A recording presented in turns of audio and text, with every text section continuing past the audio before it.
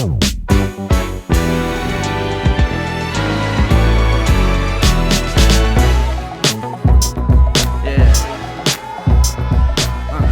I'm Jimmy Douglas, mixer, producer, and I'm here at La Fabrique, Mixed with the Masters, Saint René. And we're coming to the end of a wonderful week of seminar with some fantastic attendance, very, very bright people, very pleasing. We learned a lot. They learned a lot, I hope. I learned a lot. It was really, really good being here in the gathering. And while we're here, we're in the middle of actually making our final song, which should come out really, really special. Off a special request, you might even be able to have a peek of it. You never know. In the meantime, some of you have, I guess, dialed in or called in and were asking a few little questions of me, and I'd love to answer them if I can. I have a little request here from Jesse Gay. What is your preferred two-bus chain, hardware or software, for mixing, not mastering? And if applicable, what songs do you use for reference when mixing and or learning the sound of a new room? Well, my preferred two-bus chain would be, it's an SR71 called the Blackbird compressor made by the Tube Equipment Corporation. And what it is it's a remake of a Fairchild, and it sounds really, really good.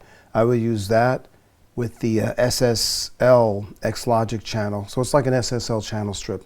Those two combinations probably give me any combination of anything I need for my two-bus returns. In terms of what songs I use to reference monitors when I'm mixing or wherever, or I'm in a new room, I'll pretty much use any of the popular records of the day because I kind of know them, I listen to them, I get to know what competitively is out there, and also the things that I really like. There's a lot of records I like, and there's a lot of things that I listen to because I respect the fact that a lot of other people like them. It would depend on any given day. But thank you for asking, Jesse. My next question comes from Piotr Sijeka. I hope I pronounced your name correctly. I'm sure that with your experience, when you start to mix a song, you know very quickly what you want the song to sound like. But early on in your career, did you spend a lot of time thinking about where a song needed to go? Did you listen to other songs to draw inspiration? Or did you allow yourself to be led by the songs that you were mixing? I'd say early on in my career, I was a little more affected by where I wanted to go, and I wanted to save the world with the amazing sound of the records that I was going to make. Don't we all? It became very personal, and I'd spend a lot of time, and sometimes I would achieve it, and sometimes I wouldn't. Sometimes I'd achieve it, and the people around me that I were working with, they would appreciate it, and sometimes they wouldn't. It became a kind of a dynamic, variable thing. So now, if I hear a record that has something really special in it that really affects me, I would like to get some of that in the next record I'm going to make. I try really hard. But in general, I don't know where the record's going to go. I kind of let the record guide me by what's put together in it. Very good question, thank you. My next question comes from Francisco Oraz. Hi Jimmy, what are your techniques for checking low frequencies on NS10s other than blowing them up? Well, that is one technique. Very good, very good. The other technique, honestly, I've said this many times and I'll continue to say it. In the NS10s, I choose not to really pay attention to the low end. I always assume it's going to take care of itself. And so far, most of the time it does take care of itself. Every now and then there'll be a bottom that's a little bit bigger than I thought it was and I'm not hearing it in there. But in general, I I go to the NS10s because I don't want to be dealing with the bottom. And there is no other technique really. My next question is from Gaspard Murphy. When confronted with an 808 style kick and a bass track, how do you make them live together?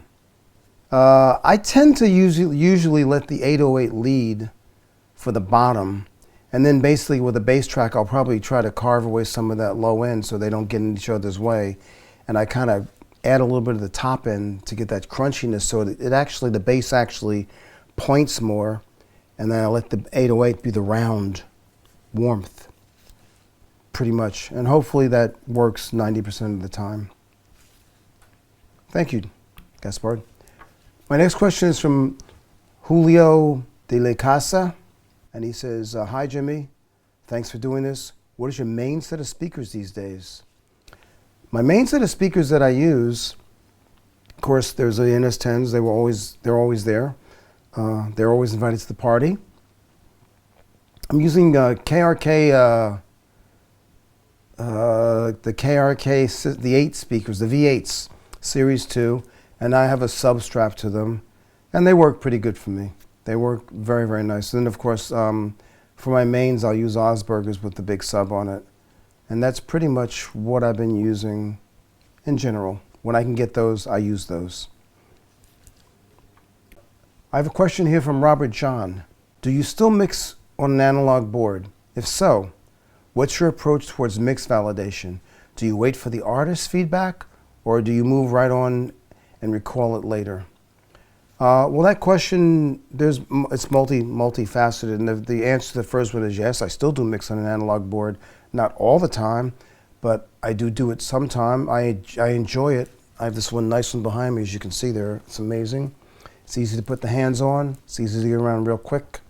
I know exactly where the frequencies are. I can dial in. But I do use it every now. I do use it when, especially when I have a client there with me, an artist that's there with me. I will use the board and we'll go through it together, and the validation happens right then and there. When I get finished with any mix, we discuss it, we put it together.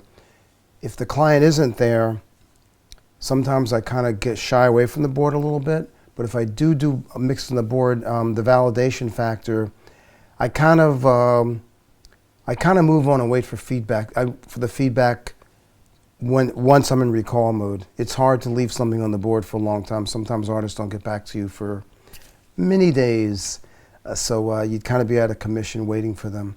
So I do it, I print it, I send it on, and then wait for that feedback. My next question is from Franco Rubio. He says, hi Jimmy, do you still do full-on recalls, or do you print an extensive set of stems and work from there? If so, once you're working from these stems, do you stay in Pro Tools, or do you sum them back to the board? Well, like I said, I don't always do everything all the time the same way all the time. But in general, I'd say I don't really do full-on recalls on the board. I'd say that I print stems, and I'll print extensive stems if I have to, if I've gone on that many faders on the board. And once I'm back in the box, I kind of stay in the Pro Tools, and I'll maybe pull one or two things out to re-go over it again or reprocess it. And once I've reprocessed it, I will once again print that stem back in the Pro Tools. At a certain point, I like to be able to open up the Pro Tools and have the sum of all the work I've been working on come up to me instantly. Thank you, Frank. That was a good question. So I appreciate all you dialing in and being interested in how I make records. I enjoy making them, and I just kind of thought it was just work. Didn't know it was that interesting, but appreciate the thoughts, appreciate the questions, and La Fabrique, why aren't you here? Thank you.